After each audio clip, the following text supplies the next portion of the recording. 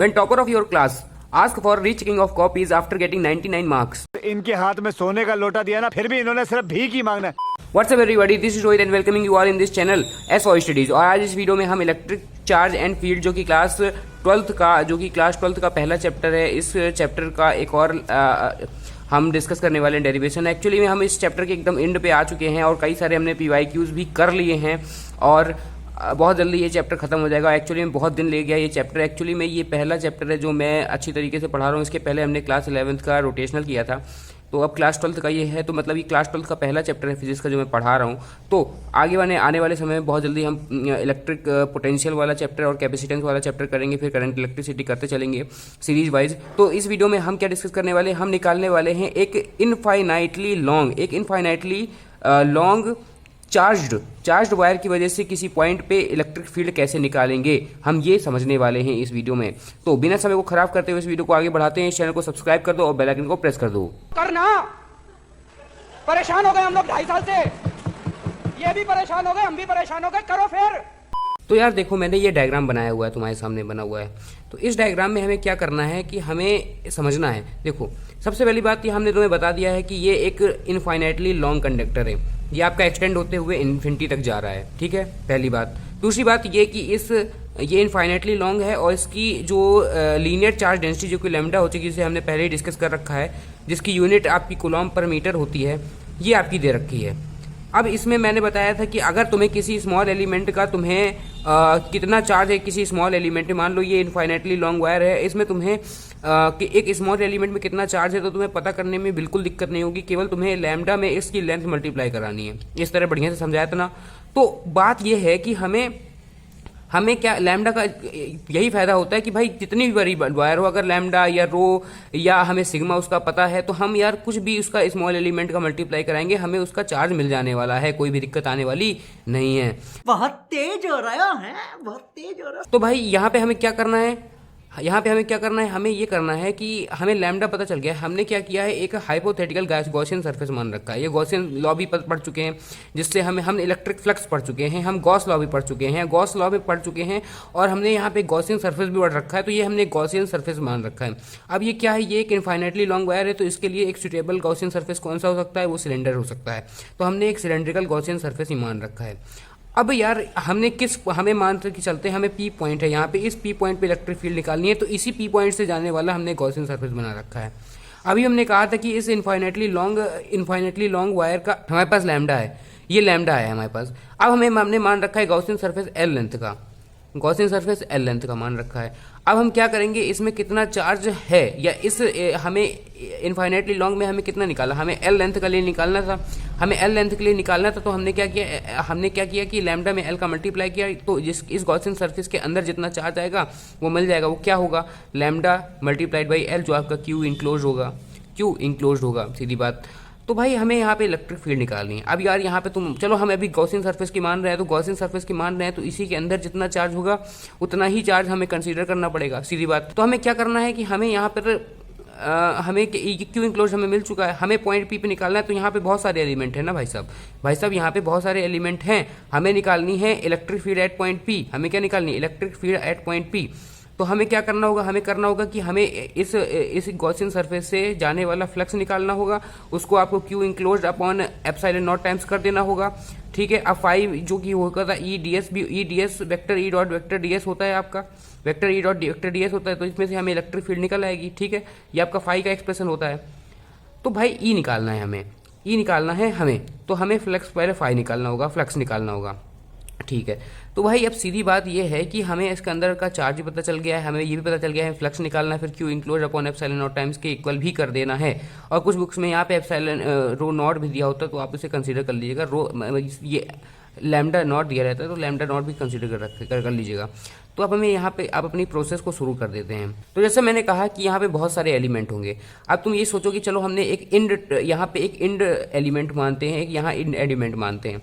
इस end element की वजह से तुम यहाँ इलेक्ट्रिक फील्ड बनाओगे, तो ऐसे आएगी, एक कंपोनेंट इधर आएगा, एक कंपोनेंट इधर आएगा। सिमिलरली इसके इक्वली अपोजिट डिस्टेंस पे हमने यहाँ पे कंपोनेंट मारा, इसका इलेक्ट्रिक फील्ड इधर आएगा, और एक कंपोनेंट इधर आएगा, सीधी बात। एक कंपोनेंट इधर आएगा, एक कंपोनेंट इधर आएगा, ये वाले कंपोनेंट कैंसिल हो जाएंगे, तो आपकी जो इलेक्ट्रिक फील्ड आएगी वो रेडियली ही आएगी, रेडियली ही आएगी। तो इसलिए हम यहाँ पर इस इलेक्ट्रिक इस जो चार्ज कंपोनेंट की वजह से, चार्ज लॉन्ग इनफाइनाइट वायर की वजह से, या इस जितना भी चार्ज इसके गॉसियन सरफेस के अंदर है उसकी वजह से एक पी पॉइंट पे इलेक्ट्रिक फील्ड मानते हैं आपकी ई, वेक्टर ई। अब तुम यहाँ देख सकते हो वेक्टर ई की डायरेक्शन इस डायरेक्शन में है और आपकी जो एरिया का डायरेक्शन है वो इस डायरेक्शन में है, तो दोनों के बीच में 90 डिग्री है, दोनों की आपस में पटने वाली नहीं। तो आगे बढ़ते हैं। तो इस यही सिमिलर केस आपका वेक्टर ई इधर हो जाता है और एस आपका इधर पे हो जाता है, तो यहाँ पे भी 90 डिग्री एंगल बन रहा है। तो यहाँ पर भी इलेक्ट्रिक फील्ड और एस की आपस में पट नहीं रही है, इसलिए यहाँ पे भी जाने वाला फ्लक्स कितना होगा, 0। तो अब यहाँ पे आपने देखा कि यहाँ पे केवल आपका एक ही सरफेस है जहाँ से ये फ्लक्स जा रहा है। तो अब यहाँ पे फ्लक्स का एक्सप्रेशन लिखते हैं, फाई इज इक्वल टू, पहले हम इसको मानते हैं ये फर्स्ट सरफेस है, ये मानते हैं दूसरा सरफेस, ये मानते हैं तीसरा सरफेस है। तो enclosed integral vector S E dot D S for first surface plus second integral vector closed integral vector E dot vector D S दूसरे सरफेस के लिए, प्लस तीसरा closed integral vector E dot vector D S for third surface. अब आप जानते हैं second और third के लिए तो यहाँ पर 0 हो चुका है। क्या हो चुका है, 0 हो चुका है। तो अब भाई सीधी बात आ जाती है कि आपको यहाँ पर अब केवल एक ही मिलता है। अब एक ही में क्या मिल रहा है, vector E dot vector D S मिल रहा है। अब देखो इसको तुम ये भी जानते हो कि तुम ई डी एस, तुम्हें यहाँ समझ में आ गया ना ये क्यों 0, क्योंकि यहाँ पे यार जो एंगल बन रहा है, जो थीटा बन रहा है नॉर्मल मतलब इलेक्ट्रिक फील्ड और एस के बीच में, वो थीटा 90 डिग्री बन रहा है। अब ज़्यादा एक्सप्लेनेशन नहीं होगा क्योंकि हमने बहुत सारी चीज़ें ऑलरेडी एक्सप्लेन करके रख चुकी हैं, वो आपको देखने होंगे वीडियोस। तो ई डी एस आ गया आपका। अब vector E dot vector D S को क्या लिख सकते हो, यहाँ पे आप close include E D S cos theta लिख सकते हो। अब यहाँ पे क्या है कि आपका एस बी इसी डायरेक्शन में है और आपका ई बी इसी डायरेक्शन में, तो यहाँ थीटा क्या होगा, 0 हो गया। तो अब यहाँ पे क्या होगा कि यहाँ पर अभी cos थीटा cos 0 डिग्री तो 0 हो गया। अभी मैं बाहर ले लूँगा, अब आ गया डी एस। अब डी एस क्या होगा, अब ये एक सिलेंड्रिकल है तो इसके सिलेंड्रिकल में क्या होता है 2 पाई आर, जो कि 2 पाई आर, अब मैं इसकी रेडियस बता देता हूँ कि मैं आर डिस्टेंस पे ले रहा हूँ। तो 2 pi R multiplied by L L length का हमने गॉसियन सरफेस लिया है, तो 2 पाई आर एल जो कि इसका सरफेस एरिया हो जाएगा। उन एरिया को माना नहीं जाएगा क्योंकि आप जानते हैं कि वहाँ से कहानी बनी नहीं है, मतलब वहाँ सब 0 हो चुका है, फ्लक्स ही नहीं जा रहा वहाँ से। तो ई आ जाएगा 2 पाई आर एल आ गया। अब हमें क्या रखना, क्या आ गया, हमारा फ्लक्स आ गया। अब गॉसियन थ्योरम के अकॉर्डिंग इसको Q enclosed upon epsilon not कर देंगे। तो Q enclosed upon epsilon not करेंगे तो E into 2 pi R L हो गया। अब ये क्यू इंक्लोज क्या है, लैम्डा एल जो हमने पहले बता रखा है आपको, अपॉन में एप्सिलॉन नॉट हो जाएगा, एल एल आपस में कट जाएंगे और ई आ जाएगा अपॉन में आपका lambda upon 2 pi epsilon not R. अब आपने यहाँ देखा, क्या पूछेंगे नहीं क्या, तो अब आपने यहाँ पे देखा कि आपका जो इलेक्ट्रिक फील्ड है वो इन्वर्सली प्रोपोर्शनल टू आर है।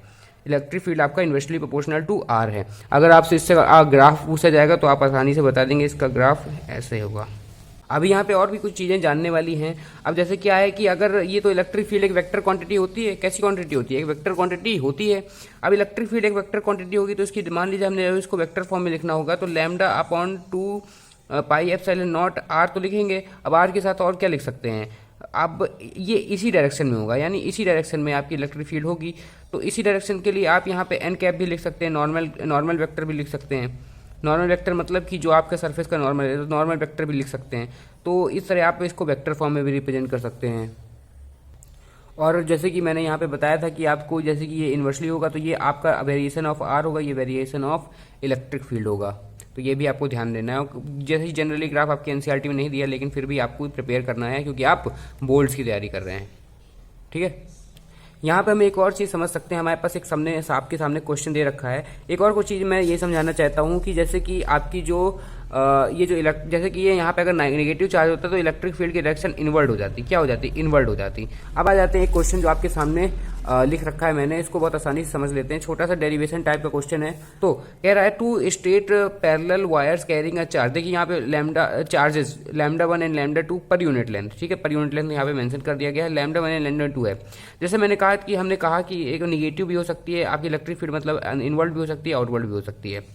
तो क्योंकि आपका पॉजिटिव चार्ज इलेक्ट्रिक फील्ड को नहीं प्यार करता और मतलब प्यार नहीं करता, और आपका निगेटिव चार्ज इलेक्ट्रिक फील्ड को प्यार करता है, तो भाई सीधी बात है, तो बात ऐसी है कि यहाँ पे एक पॉजिटिव दे रखा है, तो यहाँ पॉजिटिव दे रखा है, तो इलेक्ट्रिक यहाँ पे मान लेते हैं हम, ये आपका पॉजिटिव की वजह से, ये भी आपका पॉजिटिव की वजह से, ये आपका λ2 है, ये आपका λ1 है।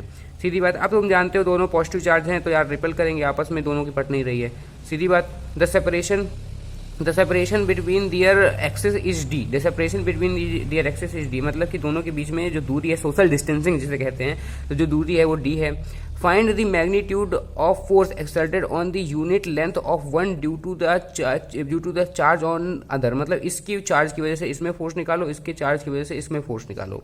तो देखो यार, ये इक्वल अपोजिट फोर्स लगेंगे इनके ऊपर, सीधी बात है, इक्वल अपोजिट फोर्स लगेंगे इनके ऊपर। हम अब निकालते हैं, देखिए हमने कहा इलेक्ट्रिक फील्ड ड्यू टू, हमें लैम्डा हमें इलेक्ट्रिक फील्ड निकालनी है इस पॉइंट पे, डी मतलब डी दूरी पे, इसकी वजह से इलेक्ट्रिक फील्ड निकालनी है। तो क्या होगी, हमने अभी देखा आपकी λ1/2 पाई एप्सिलॉन नॉट डी हो गई, हमने अभी देखा।